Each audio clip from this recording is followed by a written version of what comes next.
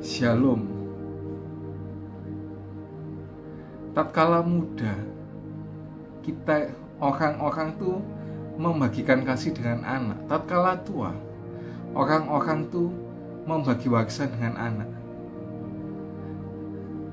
Dalam membagi warisan kita mesti bijak gitu loh. Apalagi kalau kita keliru dalam membagi warisan, kita pun dituduh pilih kasih alias tidak adil.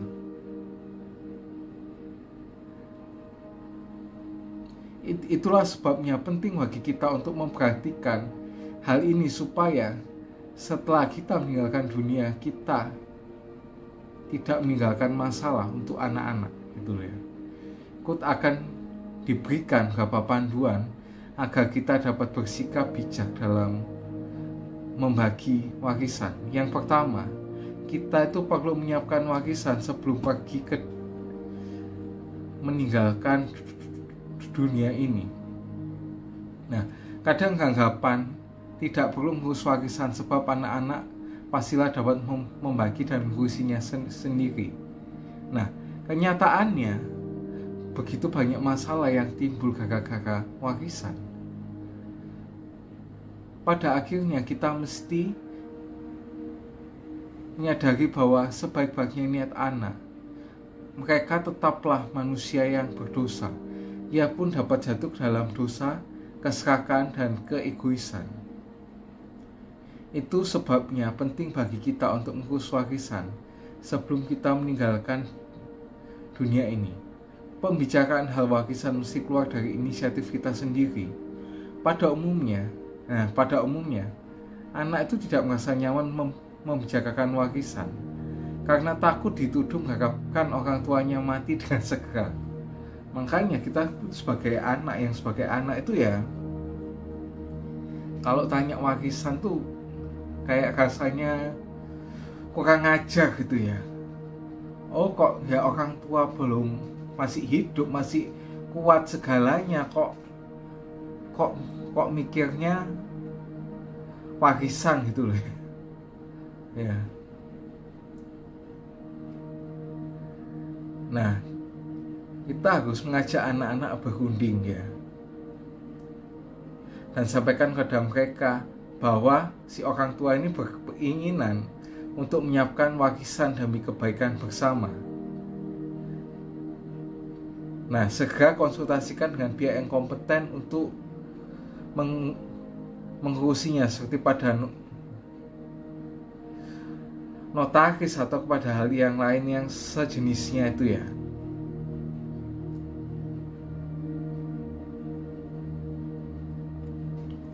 Nah, yang kedua, orang tua harus bersikap jelas kepada anak bahwa hak untuk membagi warisan ada pada orang tua. Nah, sebelum warisan diberikan kepada anak tidak mempunyai hak kepemilikan atas harta orang tua. Ini penting untuk disadari oleh anak ya, kita sebagai anak. Karena ada anak yang beranggapan bahwa warisan itu akan diberikan kepadanya secara otomatis. Seakan-akan warisan itu adalah sebuah hak bagi anak. Ini malah kebalik ya sebenarnya. Warisan itu bukanlah hak anak, tapi anugerah orang tua kepada anak. Nah, kenapa kok kayak gitu? Sebab pada kenyataannya orang tua bebas memberikan warisannya kepada siapapun. Kayak contohnya ada beberapa orang kaya yang nggak mau ngasih warisannya ke anak-anaknya gitu loh. Ya malah dikasihin ke orang miskin, ke panti asuhan dan lain sebagainya itu ya. Nah, terhadap anak yang ingin menguasai harta orang tua, orang tua itu harus bersikap tegas. Jangan biarkan anak itu beranggapan bahwa anak itu pasti mewarisi rumah atau harta orang tuanya. Nah, sebagai orang tua itu nggak boleh merasa bersalah dan merasa berkewajiban untuk menyerahkan warisan kepadanya. Orang tua itu mesti menyadari bahwa sama seperti semua orang yang ada di dunia ini, anak itu juga adalah orang yang berdosa. Nah, sebagai manusia berdosa, kita dapat jatuh dalam dosa ketamakan dan keegoisan. Jadi ditekankan sekali lagi, warisan adalah pemberian atau anugerah dari orang tua kepada anak, bukan hak anak. Jadi kita sebagai anak nggak boleh menuntut warisan itu, karena warisan itu adalah hak orang tua kita ya. Nah, yang ketiga apa? Orang tua harus jelas dengan kriteria pembagian warisan. Nggak ada keharusan bagi orang tua untuk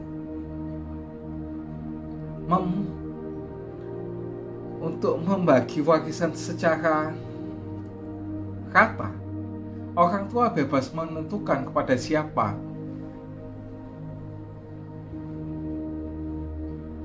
dan juga ingin menyerahkan apa.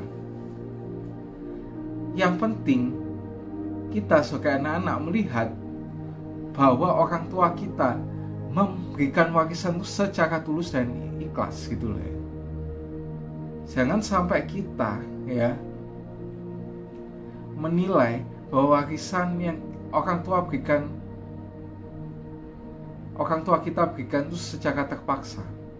Nah, salah satu kriteria yang dapat digunakan adalah kebutuhan. Orang tua memberikan bagian yang lebih besar kepada anak yang memang lebih membutuhkan. Sudah tentu orang tua menjelaskan pertimbangan ini kepada anak yang lain supaya mengerti alasan di belakang pemberian warisan ini. Nah, berkaitan dengan kebutuhan, orang tua pun mesti bersikap bijak. Karena ada anak yang terus mempunyai kebutuhan karena ia tidak hidup secara benar. Alhasil anak tersebut selalu kekurangan uang. Dalam hal ini, orang tua harus mendengarkan masukan anak yang lain. Bila anak yang lain tidak setuju dengan keputusan orang tua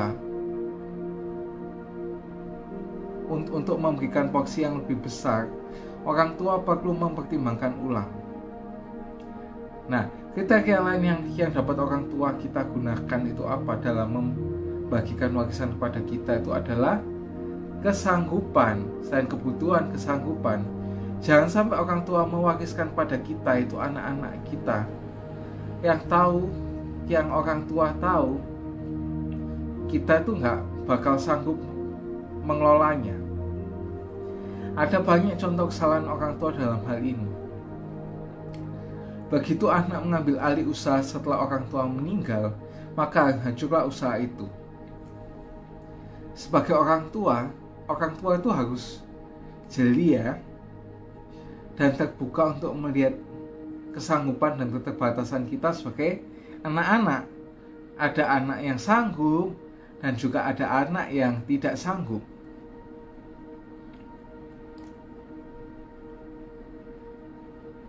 Di sini kita bisa melihat hikmat Raja Daud. Ia nggak memilih Absalom untuk menggantikannya. Ia pun tidak memilih Adonia untuk mewariskan tahtanya setelah kematian Absalom. Sebagaimana kita ketahui, keduanya memperlihatkan watak yang sangat tidak baik.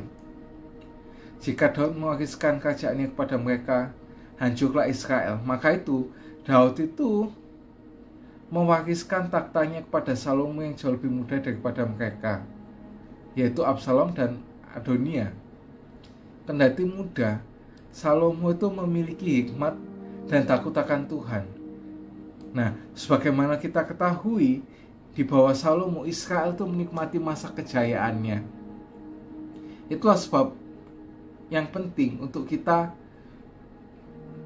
bisa melihat kesanggupan dan keterbatasan. Penting bagi orang tua untuk melihat keterbatasan dan kesanggupan masing-masing anak dalam membagi warisan. Yang terakhir, warisan yang bernilai yang dapat orang tua titipkan kepada kita, yaitu anak-anak dan cucu-cucunya, adalah kehidupan mereka yang benar dan dan berhikmat. Ya jangan rasa ya kalau orang tua kita itu bukan orang yang kaya, kita itu gak bakal dapat warisan, enggak. Tapi adalah kehidupan yang benar dan berhikmat. Sampai mengajak kondang seperti Hotman Paris saja pernah ngomong ke anaknya, kalau dia itu nggak bisa kasih apa-apa kecuali pikirannya sendiri. Kalau misal mau jadi pengacara, dia bakal diajarin gitu ya, gimana caranya jadi pengacara yang baik dan bisa selalu menang itu gimana gitu ya. Tapi nggak dikasih, nggak ada jaminan ngasih semuanya itu gitu loh. Nah, kehidupan berhikmat berawal dari kehidupan yang dialasi dengan takut akan Tuhan dan kehidupan yang benar, dan berawal dari kehidupan yang memprioritaskan kehendak Tuhan di atas segalanya. Nah, inilah warisan yang bisa juga kita terima ya dari orang kita, dari orang tua kita masing-masing ya. Nah, firman Tuhan di Amsal 13 ayat 22 mengingatkan, orang baik meninggalkan warisan bagi anak cucunya, tetapi kekayaan orang berdosa disimpan bagi orang benar. Jika hidup kita tidak berkenan di mata Tuhan, apapun yang kita hasilkan tidak akan kekal. Bahkan Tuhan akan memindahkan hasil itu dan memberikannya kepada orang yang benar. Sebaliknya, orang yang baik akan meninggalkan warisan yang kekal kepada anak cucunya. Jadi untuk kita sekalipun, bukan cuma orang tua kita, janganlah mengejar harta sebanyak-banyaknya dengan tujuan memberikan warisan sebesar-besarnya kepada anak ya. Sebaliknya, kejarlah hidup yang benar dan berkenan kepada Allah. Dan harus diwariskan itu hidup yang benar itu kepada anak-anak cucu ya. Nah, ini sudah hubungan dengan firman ya. Ini berhubungan dengan ya hukum dan juga perpajakan ya. Ya. Yaitu apa sih perbedaan antara hibah, waris, wasiat dan hibah, wasiat? Nah, istilah hibah, waris, wasiat dan hibah, wasiat merupakan istilah hukum yang mungkin sering didengar tapi juga diartikan sama oleh sebagian orang. Padahal keempat istilah itu memiliki pengertian yang beda meskipun berkaitan satu sama lain. Hibah adalah suatu perjanjian di mana si penghibah di waktu hidupnya dengan cuma-cuma dan dengan tidak dapat ditarik kembali menyerahkan sesuatu barang guna keperluan si penerima hibah yang menerima penyerahan itu. Terus kalau waris atau warisan adalah pengalihan harta benda milik pewaris kepada ahli waris. Nah, pewarisan di Indonesia ini bersifat pluralisme karena terdapat 3 sistem hukum waris yang masih digunakan di Indonesia, itu hukum waris Islam, hukum waris adat, dan hukum waris barat. Nah, pemberian waris dan pelaksanaannya dilakukan pada waktu pewaris meninggal dunia. Nah, wasiat adalah akta yang memuat pernyataan seseorang tentang apa yang dikehendakinya akan terjadi setelah ia meninggal dunia dan yang olehnya dapat dicabut kembali. Pemberian wasiat dapat diberikan pada saat pemberi wasiat masih hidup, tapi pelaksanaannya dilakukan saat pemberi wasiat itu meninggal dunia. Nah, ini ada 2 jenis wasiat, yaitu wasiat pengangkatan waris yang disebut dengan erfstelling dan hibah warisan yaitu lega. Ya. Yang pertama itu wasiat pengangkatan waris atau erfstelling, yaitu pemberi wasiat memberikan harta kekayaannya dalam bentuk bagian, yaitu seluruhnya, setengah, sepertiga, ya dipecah-pecah gitu warisannya itu. Nah, pemberi wasiat ini tidak menyebutkan secara fisik benda atau barang apa yang diberikannya kepada penerima wasiat. Yang kedua, hibah wasiat atau yang disebut dengan legaat.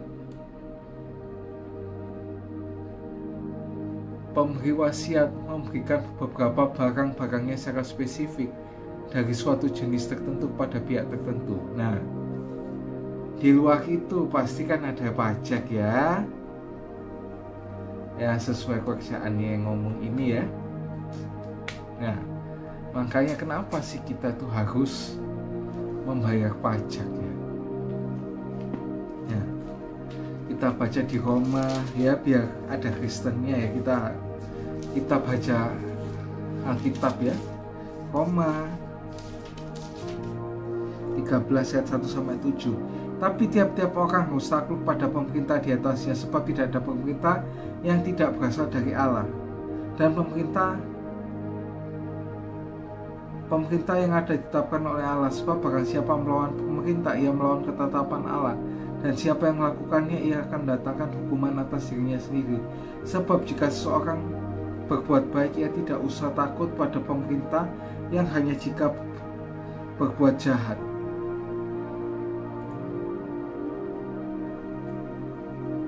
Maukah kamu hidup tanpa takut terhadap pemerintah? Perbuatlah apa yang baik dan kamu akan memperoleh pujian darinya.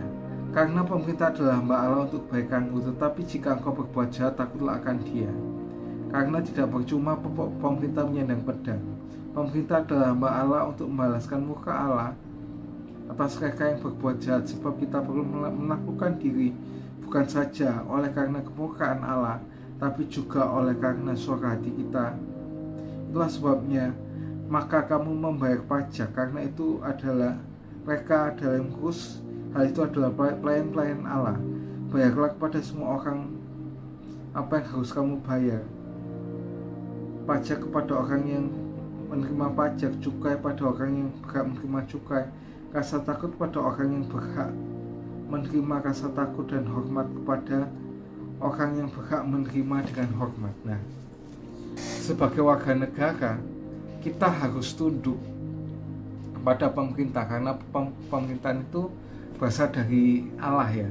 Meskipun apapun perintah kita itu buruk ya, sampai di demo ya bulan Agustus kemarin itu. Nah, kenapa kita harus tunduk pada pemerintah? Seperti yang katakan di Roma 13 ayat 4 tadi, yaitu hamba Allah yang berhak untuk menghukum kita atau membalaskan muka Allah kepada kita jika kita berbuat jahat. Salah satu cara kita tunduk kepada Allah adalah dengan kita membayar pajak ya, meskipun ya bakal dikorupsi ya, bakal dikorupsi ya, yang selalu badan-badan rugi terus gitu ya, seperti yang dikatakan di Roma 13 ayat 7. Nah, pajak ini bukan dilaksanakan di perjanjian baru saja ya. Di perjanjian lama pun sudah diterapkan atau dilakukan oleh saran atau inisiatif Yusuf pada saat pemerintahan Mesir dalam menghadapi kelaparan. Kita baca di Kejadian 41 ayat yang keempat. Lembu-lembu, ayat 34. Baiklah juga Tuanku berbuat begini, yakni menempatkan penilik-penilik atas negeri ini dalam tahun 7 tahun kelimpahan itu memungut seperlima dari hasil tanah Mesir. Nah, ini juga ada contoh lain, Tuhan Yesus membayar bea untuk Bait Allah. Kita buka di Matius 17 ayat 24 sampai 27. Ketika Yesus dan murid-muridnya tiba di Kapernaum, datanglah pemungut Bait Allah kepada Petrus dan berkata, apakah gurumu tidak membayar bea 2 dirham itu? Jawabnya, memang membayar. Dan ketika Petrus masuk ke rumah, Yesus mendahulinya dengan perkataan, apakah mendapatmu Simon? Dan apakah raja-raja di dunia ini memungut bea dan pajak dari rakyatnya atau dari orang asing? Jawab Petrus, dari orang asing. Maka kata Yesus padanya, bebaslah rakyatnya Jadi bebaslah kau ingin, tetapi supaya kita jangan jadi batu sandungan pada mereka. Pergilah memancing pada danau, dan ikan pertama yang kau pancing, tangkaplah dan bukalah mulutnya. Engkau akan menemukan mata uang 4 dirham di dalamnya. Ambillah dan bayarkanlah kepada mereka bagiku dan bagimu juga. Nah, Tuhan Yesus ajak bayar kok ya. Meskipun dia mungkin dikorupsi ya sama pemungut bea, pemungut cukai itu dan sebagainya, tapi Tuhan Yesus tuh milih tetap bayar. Masalah tetap dihadapi. Nah, ini biasanya ya dialami sama kita sih sebagai anak-anak itu ya, atau sebagai ahli waris. Nah, kalau ahli waris tuh nggak punya dana untuk balik nama tanah bangunan, aduh ini yang miris sekali, tidak bisa dinikmati. Kalau misalnya tahu begitu, kalau ada tanah bangunan, kalau misalnya tahu ahli warisnya nggak bisa bayar, ya sebaiknya dijual selama papa waris belum meninggal. Nah, ini dia kesukaan Pak Purbaya ya, Bapak Menku kita, salah satu yang ganteng itu, salah satu yang gagah dan ganteng sekali itu ya. Tidak masuk SPT jadi karena masalah karena ahli waris kita terbebani dengan biaya yang besar. Nah, kalau orang tua kita itu terutama sudah tua-tua itu kan pasti nggak punya NPWP ya, pasti nggak bakal lapor pajak, itu yang masalah. Nah, kalau ada dana nggak masalah, karena kalau gitu nggak masuk SPT, terbebani dengan biaya yang besar itu karena itu dianggap sebagai penghasilan. Kayak kamu dapat dari mana uangnya itu ya. Nah, ini ayat yang benar-benar terakhir ya, 2 Korintus 12 ayat 14b. Karena bukan anak-anak yang harus mengumpulkan harta untuk orang tuanya, melainkan orang tualah untuk anak-anaknya. Nah, jadi nikmati berkat yang Tuhan berikan. Jangan terlalu fokus memikirkan warisan kita yang kita dapat dari orang tua, tapi jangan pula kita juga menggunakan warisan itu untuk kehidupan yang tidak menyenangkan hati Tuhan. Ya, kayak anak bungsu itu minta warisannya ke bapaknya, malah dibuat foya-foya, habis uangnya ya. Nah, itu see you and God bless you.